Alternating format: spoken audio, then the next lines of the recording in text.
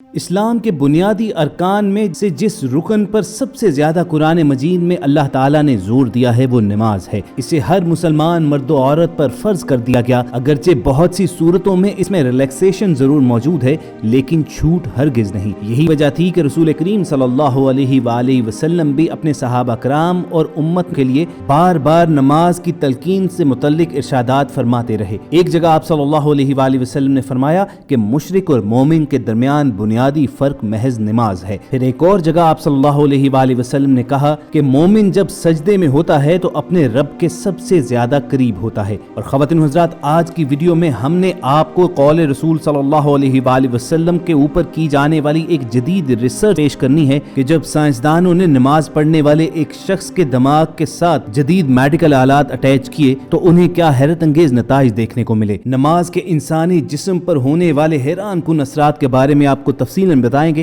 لیکن ویڈیو کی شروعات سے پہلے آپ ریڈ بٹن پر کلک کر کے اور بیل آئیکن کو پریس کر کے ہمارے چینل کے سبسکرائبرز بننا مت بھولیے تاکہ ایسی معلوماتی ویڈیوز آپ کو فیوچر میں بھی ملتی رہیں۔ خواتین و حضرات، بحیثیت مسلمان ہمارا یہ ایمان ہے کہ اسلام انسان کے لیے نہ صرف روحانی فلاح کا پیغام لے کر آیا ہے بلکہ دنیاوی لحاظ سے بھی دیکھا جائے تو اس کے طفیل ملنے والی نعمتوں کا شمار ممکن ہی نہیں ہے۔ آج کی جدید سائنس اسلامی عبادات اور تعلیمات کے حوالے سے شکوک و شبہات تو رکھتی ہے اور ان کے انسان کے اوپر اثرات کے بارے میں کچھ اہم سوالات بھی کیے جاتے ہیں۔ چنانچہ ان کے جوابات ڈھونڈنے کے لیے جدید مینٹل اپروچ رکھنے والے سائنسدان اسلامی عبادات کو تجربہ گاہ کی زینت بناتے رہتے ہیں، اور ایسی ہی ایک چونکا دینے والی نماز سے متعلق تحقیق ملائیشیا میں سامنے آئی۔ یونیورسٹی آف ملائیشیا کے ڈپارٹمنٹ برائے بائیو میڈیکل انجینئرنگ نے نماز کے انسانی ذہن اور جسم پر اثرات کا سائنسی مطالعہ کیا تو نتائج اس قدر شاندار اور حیران کن تھے کہ اس تحقیق کو فوری طور پر بین الاقوامی شہرت یافتہ سائنسی جریدے اپلائیڈ سائیکو فزیولوجی میں شائع کرنے کی درخواست کر دی گئی۔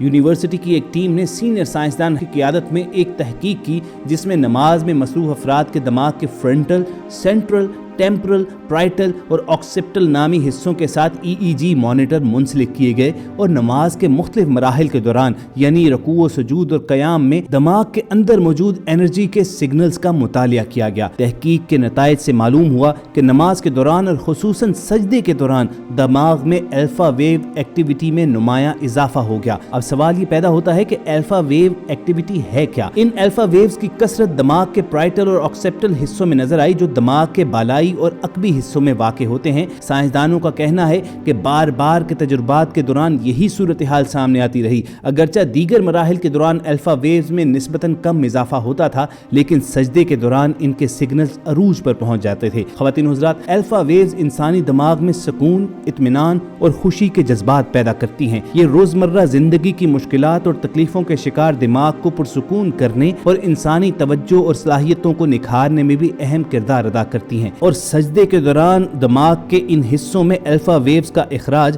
رسول کریم صلی اللہ علیہ وآلہ وسلم کی اس حدیث کو حرف بحرف سچا ثابت کرتا ہے کہ مومن جب سجدے میں ہوتا ہے تو اللہ کے قریب ترین ہوتا ہے۔ آج مغرب میں مختلف سائیکالوجسٹ اپنے پریشان حال مریضوں کو سکون پہنچانے کے لیے اور دماغ سے انہی الفا ویوز کے اخراج کو بہتر بنانے کے لیے انہیں دوائیاں تجویز کرتے ہیں، لیکن اس جدید ریسرچ کے بعد ماہرین کا ماننا یہ ہے کہ یہ تمام تجربات ظاہر کرتے ہیں کہ نفسیاتی اور ذہنی مسائل کے حل کے لیے مہنگے اور سائیڈ ایفیکٹس کے حامل علاج سے کہیں بہتر اور آسان نسخہ نماز ہے۔ دلچسپ بات یہ ہے کہ مغرب کے متعدد جرائد نے بھی اس تحقیق کے بارے میں مضامین شائع کیے ہیں اور اعتراف کیا ہے کہ اس بات کے سائنسی شواہد ملے ہیں کہ مسلمانوں کی عبادت نماز دماغ میں الفا ویو ایکٹیویٹی کو نمایاں طور پر بڑھا دیتی ہے۔ خواتین و حضرات، یہ کوئی پہلا موقع نہیں ہے کہ جدید سائنس سے تعلق رکھنے والے اور ذہن میں اسلامی عبادات سے متعلق سوالات لیے ریسرچ کرنے والے کسی شخص کو ایسے جوابات ملے کہ وہ حیران رہ گیا۔ کچھ عرصہ پہلے حیدرآباد انڈیا کے مشہور سائیکالوجسٹ ڈاکٹر BV پٹابی رام کا بھی ایک انٹرویو انتہائی مشہور ہوا تھا کہ جس میں انہوں نے اقرار کیا کہ نماز پڑھنے والے دماغی بیماری سے محفوظ رہتے ہیں۔ ایک غیر مسلم ڈاکٹر کا نماز کے متعلق یہ اعتراف انتہائی مشہور ہوا تھا۔ اپنے اس انٹرویو میں انہوں نے انسان کی ذہنی اور جسمانی بیماریوں کی وجوہات کا انکشاف کرتے ہوئے بتایا تھا کہ مرد یا عورت روزانہ کئی قسم کے مسائل سے دوچار ہوتے ہیں جس کی وجہ سے ان کے ذہنی اور جسمانی اعضاء متاثر ہوتے ہیں۔ مسائل اور پریشان سے دوچار افراد کی اکثریت دماغی بیماریوں کا شکار رہتی ہے، لیکن مذہب اسلام کے ماننے والے 5 وقت کی نماز ادا کرتے ہیں، جس کی وجہ سے ان کی اکثریت دماغی بیماریوں سے محفوظ رہتی ہے۔ انہوں نے کہا کہ نماز ادا کرنے والوں کی دماغی اور جسمانی نشو و نما میں اضافہ ہوتا ہے اور وہ ایک روحانی سکون لیے ہوتے ہیں۔ انہوں نے ایک حیرت انگیز انکشاف کیا کہ عرب ممالک میں پاگل خانوں کی تعداد انتہائی کم ہے، کیونکہ وہاں پر نماز پڑھنے والوں کی اکثریت ہے۔ دنیا کے زیادہ تر ممالک میں پاگل خانے موجود ہیں اور لوگ سائیکولوجیکل ڈس آرڈر کا شکار ہوتے ہیں، لیکن عرب ممالک میں ان کی تعداد انتہائی کم ہے، جو اس بات کا ثبوت ہے کہ نماز پڑھنے والے کئی قسم کے امراض سے محفوظ رہتے ہیں۔ آج نہ صرف اہل مغرب بلکہ ایشیا میں بھی لوگ سکون کی تلاش میں یوگا وغیرہ کا اہتمام تو کرتے ہیں، اور انتہائی افسوس کی بات یہ ہے کہ اس ٹرینڈ میں مسلمان بھی شریک ہوتے جا رہے ہیں، حالانکہ انہیں علم ہی نہیں ہے کہ نماز کی صورت میں اللہ تعالیٰ نے یہ کتنا بڑا تحفہ امت محمدی کو عطا کیا تھا۔ جدید میڈیکل ریسرچز یہ ثابت کرتی ہیں کہ نماز کے فریضے کی ادائیگی کے دوران نہ صرف روحانی بلکہ میڈیکلی بے انتہا فوائد حاصل ہوتے ہیں۔ طبی فوائد کا آغاز وضو ہی سے ہو جاتا ہے اور پھر نماز کی تمام حالتیں یعنی پوزیشنز کے اندر بے انتہا فوائد حاصل ہوتے ہیں۔ حالت قیام میں کھڑے ہونے سے کمر، گھٹنے اور ایڑیوں کے درد سے افاقہ حاصل ہوتا ہے۔ سیدھے کھڑے ہو کر رکوع پر موجود ہونا گھٹنوں کے لیے انتہائی مفید ہے، اور طبی طور پر سب سے زیادہ مفید رکوع سو کر اٹھنے کے بعد یعنی فجر کی نماز کا ہے۔ قیام کے بعد دوسرا رکن رکوع ہوتا ہے، جس میں گھٹنوں کو تھام کر جھکا جاتا ہے۔ یوگا کے ماہرین کا خیال ہے کہ یہ حالت انسانی جسم کی کلائیوں، کندھوں اور کمر کی لچک میں اضافہ کرتی ہے، اور اس کے ساتھ ساتھ ریڑھ کی ہڈی کے نچلے موہروں کے درد میں بھی افاقے کا سبب بنتی ہے۔ اس کے علاوہ کمر درد اور کلائی کے درد کا خاتمہ ہوتا ہے۔ تو دوستو، اگر کوئی مسلمان 5 وقت نماز ادا کر رہا ہے تو ذرا یہ سوچئے کہ ان نمازوں کے دوران وہ کتنی مرتبہ رکوع کی حالت میں جاتا ہے اور کیسے کیسے فوائد سمیٹتا ہے۔ اور بات رکوع پر ہی ختم نہیں ہوتی ہے، سجدہ کرنے کے متعلق یہ ریسرچ ہے کہ اپنی پیشانی کو دیگر جسم سے نیچے جھکانے کے دوران خون بہتر ہوتا ہے اور دماغ کو خون کی روانی ہوتی ہے، جو انسان کو فالج کے خطرے سے بچاتی ہے۔ انسانی پٹھوں، جوڑوں کو بھی مناسب خون کی فراہمی ہوتی ہے، جو ریڑھ کی ہڈی کے درد کا خاتمہ کرتا ہے۔ اسی طرح سجدے کے بعد ٹانگیں اپنے جسم کے نیچے رکھ کر سیدھا بیٹھ جانے کو اتحیات پر بیٹھنا کہتے ہیں۔ اس حالت میں بیٹھنے سے انسانی جسم کو سکون حاصل ہوتا ہے اور اس کی کمر اور گھٹنے ورزش کے بعد ایک درست آرام دہ حالت میں آ جاتے ہیں، جس سے درد میں افاقہ ہوتا ہے۔ سلام کے لیے سر کو دائیں اور بائیں گھمانا گردن اور ریڑھ کی ہڈی کے موہروں کے لیے ایک بہترین ورزش قرار دی جاتی ہے۔ یوگا کے ماہرین کے مطابق اس سے انسانی گردن مضبوط ہوتی ہے اور ریڑھ کی ہڈی کے ساتھ گردن کے جوڑ کے دوران خون میں بہتری آتی ہے۔ تو دوستو، غیر مسلم جو نماز کے متعلق ریسرچ کرتے ہیں اور اس کی اہمیت اور اس کی برکات پر روشنی ڈالتے ہیں، تو نماز پڑھنے سے دور رہنے والے مسلمانوں کو ایک مرتبہ تو یہ سوچنا چاہیے کہ وہ روزانہ کتنی برکات سے محروم ہو رہے ہیں۔ نماز سے بڑی ایکسرسائز کیا ہو سکتی ہے؟ لیکن نام نہاد مسلم مرد و خواتین یوگا پروگرامز میں شرکت کرتے ہوئے ذہنی اور جسمانی سکون حاصل ہونے کے بے بنیاد دعوے کرتے ہیں،